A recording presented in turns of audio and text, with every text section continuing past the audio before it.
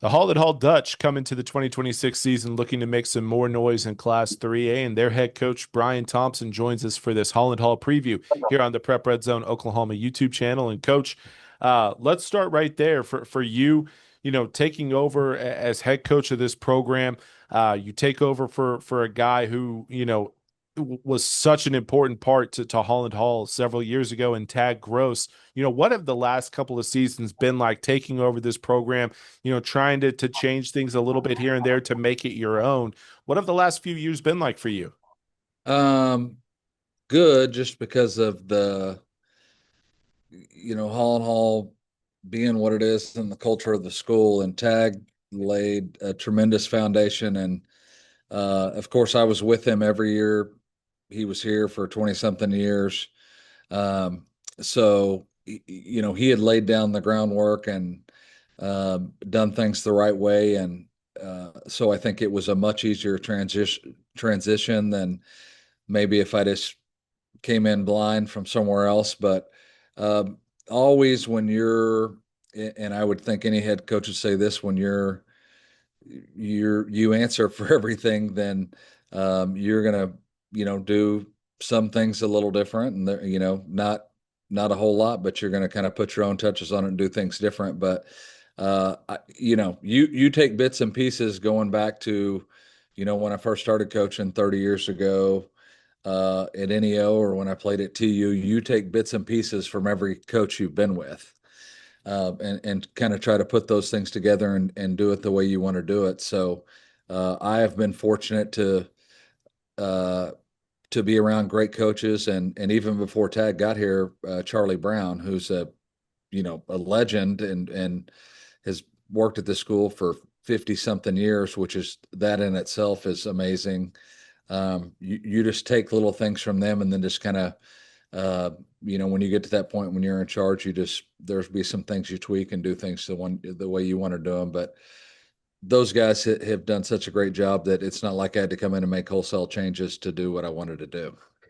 It's interesting going into this season because you guys are in a new class as you go from 3A to 2A1. And, it seems like ever since you guys joined the OSSAA officially, and that was probably, about a decade ago, a little over a decade ago.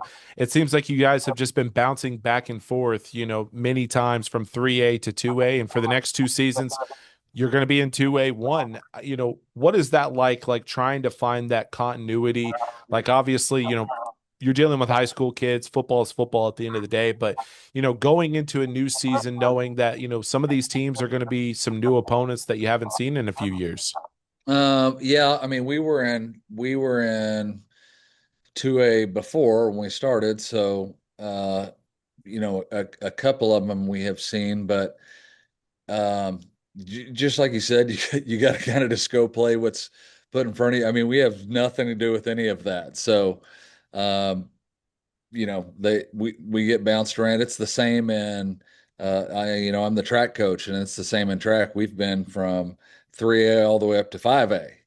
And so, we just show up and compete wherever we go. So we have no control over that. But it's, I mean, I don't mind it that much. I mean, I was fine being in 3A, and I'm fine being in 2A. And I mean, sometimes it's kind of fun to play some new teams. But other than that, we don't control that, and we can just control us and our kids. And so I'm not super worried about, man, we're unfamiliar with everybody. I mean, it goes both ways. I mean, they're unfamiliar with us. So we just show up and play. Let's talk about some of the players to watch for Holland Hall coming into this season. And starting on the offensive side of the ball, you guys bring back a little under half of your starters. I believe five or six starters return on offense. You're going to have a new quarterback, but at the same time, there are some pieces on that side of the ball that return that have some experience. What can we expect from you guys offensively, and who are some of those names that we need to know about on that side of the ball? I think always we graduated a pretty talented group of seniors, but we had a talented group of juniors that contributed, some more than others. But we have full confidence in those kids that are a year older having to play more minutes and things like that. I mean, quarterbacks. tough just because the guy that we graduated had, 3 years of games, and the best thing you can have at that position is experience. But Liam Kaplan is a kid that's been here and is fundamentally a great quarterback and cerebral, and so we're expecting good things out of him. And James Jones is just a great athlete for us that can play about anywhere. And then we've got some younger kids too that will be in the mix. Kaysen Purdue and Roman Lepak were really good wide receivers for us last year. We didn't use Roman as much because he was playing so much on defense, which Kaysen does too. But we're happy to have them both back. And Rhett Gibson's a senior that really talented athlete. His brother was a wideout for us, Canaan, that graduated, but Rhett got hurt early in the season and fought his way back, and so we're hoping he stays healthy. And he's a threat. He's a fast track kid. And some other seniors, Will Hurley and John Robards, Hudson Short at tight end, and Trip Reynolds. And all of these kids play both ways, just Yeah. because we're a small school. And then for sure, Louis Coley up front has started a couple of years as our center. Maxwell Clark, Mikey Stewart, uh, guys up front that help. And then we've also got two really good, which you don't really know till you have them. We have two really good kickers, a kicker and a punter, that are seniors that were fantastic for us last year, and you don't think about it too much till those guys flip the field for you, and they're an important part of what you do. And Connor Hutchins and Nash Howell are, we're fortunate to have two really good kickers, and um, they can both do both, and they kind of switch off doing both. But um, those guys, those guys, I mean, we'll count on them. A lot of them, a few of them started last year, but the other ones we'll count on to step up and play more minutes. But they're all capable and good athletes that we're happy to have, and all good kids, which is the best thing. So You mentioned Liam at the quarterback position, and I've been fortunate to see him quite a bit over the last couple of years in the off season, whether it's our showcase events or 7-on-7 tournaments, and watching his growth from when he was a freshman to where he is at this point. He just continues to get better and better and better. And you mentioned cerebral and leader and things like that, and I have seen it for the last couple of years. Like, it's a guy where it's consistent improvement is the way I would describe it from him. So I'm looking forward to seeing him get a chance under the Friday night lights this fall. And one of the better things that a quarterback can have is a pretty good defense, backing him up on the other side. And you guys return the majority of your starters. You talk about how a lot of these guys are going to be playing both ways. They'll also be starting on defense, but with the majority of your starters back on defense, what can we expect from the Dutch on that side of the ball? um, the same. Our Will Wright, who played for me years ago, and as we are fortunate to have him as defense coordinator, and he changed the defense a little bit last year to kind of fit our personnel. And so I would think the same, that um, he's going to try to utilize. I mean, we are not big by any means anywhere. So he'll try to utilize guys that can move and move around and be physical. And again, those guys, same on defense, just experience and things you've seen. A lot of those guys have played a lot of snaps, and probably more of them on defense uh, played other than the down guys up front. Most of the safeties and the corners and the linebackers have a lot of time from last year. So, um, I mean, I expect the same, those guys to fly around and get to the football. And of course, uh, Coach Wright orchestrates all that, and will probably put them in a position to be successful is our goal. Taking a look at the 2026 schedule, you guys have a non-district schedule that is going to be very competitive right from the start as you open up the season with the annual Hall Brawl against Cassia Hall in week 0. Then you'll take on Victory Christian again on the road in week 1. You get a bye week after that before you host Metro Christian. It's the home opener and it's the non-district finale as you start the season with those three other Tulsa private schools with Cassia, Victory, and Metro. And then you open up the district slate against new competition in 2A1 at Claremore Sequoia in week 4. You host Henrietta in week 5. You go to Okmulgee in week 6. Back to back home games in week 7 and week 8 against Rejoice Christian and Sperry. And then you finish up the regular season at Westville, which coincidentally is about as east as you can get in Oklahoma, and Yeah. then Central at home to wrap up the regular season. So the schedule, it's not light at the very beginning. You're going to be, going up against some very competitive teams, especially with Cassia and Metro Christian. But then the district is also going to be competitive as well. Obviously, Rejoice Christian moving up from A1. They have a lot of new faces, but they also have a lot of pedigree there after winning back-to-back state championships in Class A1. So this schedule, coach, from start to finish is going to be very competitive as you guys try to compete for a district title.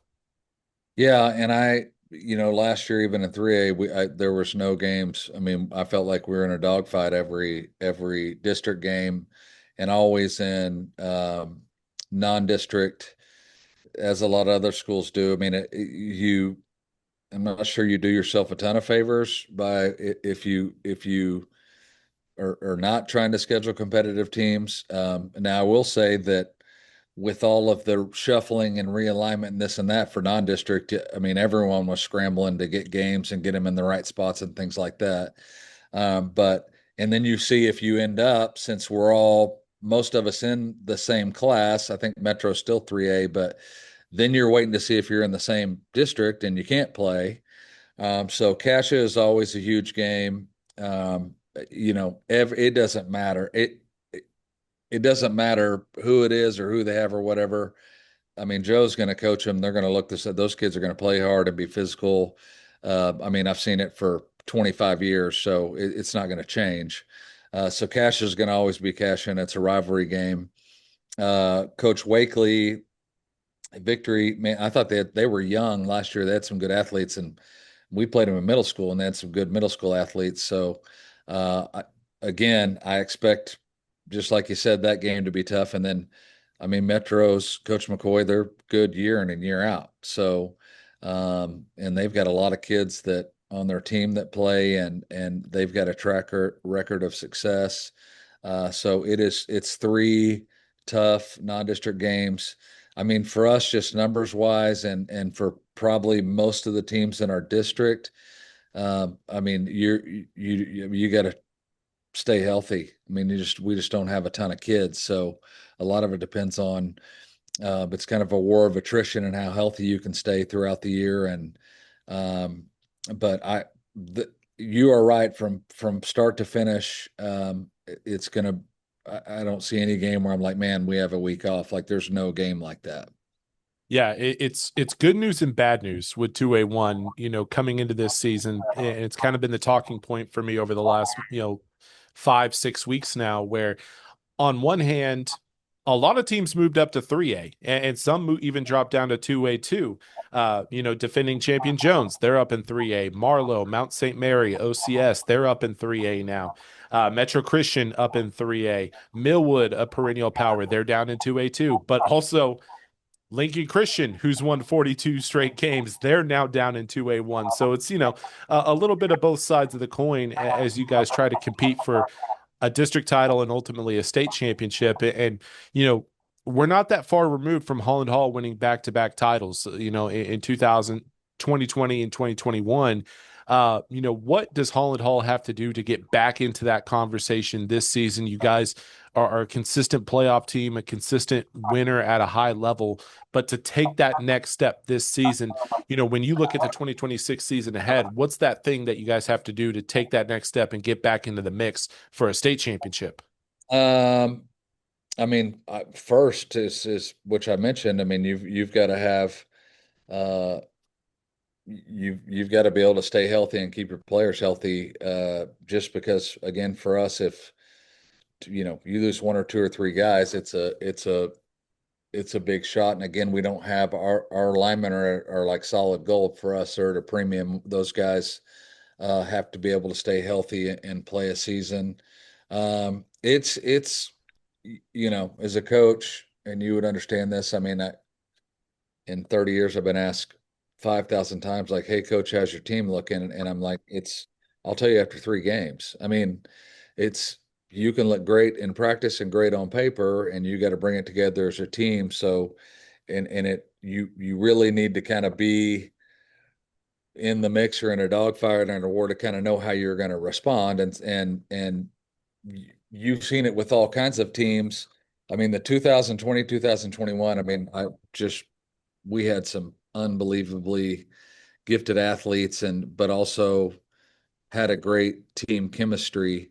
Um, but through the years, you've seen teams struggle in non-district and they start putting it together, and I've seen Jinx do it 1,000 times, and Bixby came back and beat Owasso. Whatever, teams can kind of start gelling as a team and put it together. So it's kind of hard to know, but for sure, your kids have to be able to play well as a team together, uh, and they kind of have to buy in. And for us, we have to stay healthy. But we've got some kids that can make it happen. And again, our quarterback play is going to be a big part of that, just because it's someone that hadn't been back there every single snap. Um, and so we'll see. But the most of the pieces are there. They just have to put it together. Yeah, look, it's talking season, right? It's preview season. We're getting closer and closer to kickoff. We're about 3 weeks away now from week 0 and kicking off the season. And we've been doing this preview series since July 1st. And the one common theme, talking with coaches from 6A1 all the way down to Class A2, everybody looks really good right now. Everybody looks good on paper. But what's going to happen when the bullets start flying in week 0, week 1, when this thing kicks off? We're getting closer to it, and talking season will come to an end, and it will be about what happens when they put 48 minutes on the clock and it's 0-0. We're getting closer and closer. And Coach, thanks so much for your time. I look forward to catching up throughout the season and covering the Dutch as you guys try to go after another district title and ultimately a state championship. Thanks so much for your time, and good luck this season. You bet, man. I appreciate it. That's Holland Hall head coach Brian Thompson joining us for the Holland Hall Dutch preview here on the Prep Redzone Oklahoma YouTube channel. For more on the Dutch heading into the 2026 season, you can check out our preview article right now on prepredzone.com/Oklahoma. We have a link to that article in the video description below. And while you're there, check out all of our team previews, not only on teams in 2A1, but all the way up to 6A1, all the way down to Class A2. We started this preview series back on July 1st, every single day dropping 2, 3, sometimes even 4 team previews to get you ready for the 2026 football season. When I'm talking about team previews, I'm not talking about your run of the mill, like, hey, here's a couple players to watch, here's the schedule, and that's about it. No, almost every single preview that you'll find on prepredzone.com has over 2,000 words, the most in-depth, comprehensive coverage of your team across the state of Oklahoma to get you ready for the 2026 season. And while you're here on YouTube, we want to encourage you to subscribe as well, not only to check out all of our preview videos, interviews with coaches all across the state of Oklahoma, but once the season kicks off, we're going to have more video content here than ever before. That means more game highlights, player to watch features, coaches interviews during the week. We're going to have a ton of video content dropping every single day throughout the week, throughout the season in 2026. We're also going to be doing a live show every Saturday morning where we'll answer your questions. We'll talk about all the top stories coming out of the week that was in high school football across the state of Oklahoma. So you'll want to be subscribed so you'll be notified when we go live every Saturday morning. And then also, you'll want to get ready for the 2026 season and then stay ready. So now's a great time to subscribe both to the YouTube channel and to our website, prepredzone.com/Oklahoma, because once the season kicks off, we will have new content dropping on both every single day, Monday through Sunday. Every single day, we'll have something new on both the website and the YouTube channel. Nobody covers Oklahoma high school football quite like Prep Red Zone. So now is a great time to get locked in, get ready for the season, and then you'll be ready to go once the season kicks off. All right, one final time for Coach Thompson. I'm Michael Knight, and this has been the Holland Hall preview here on the Prep Red Zone Oklahoma YouTube channel.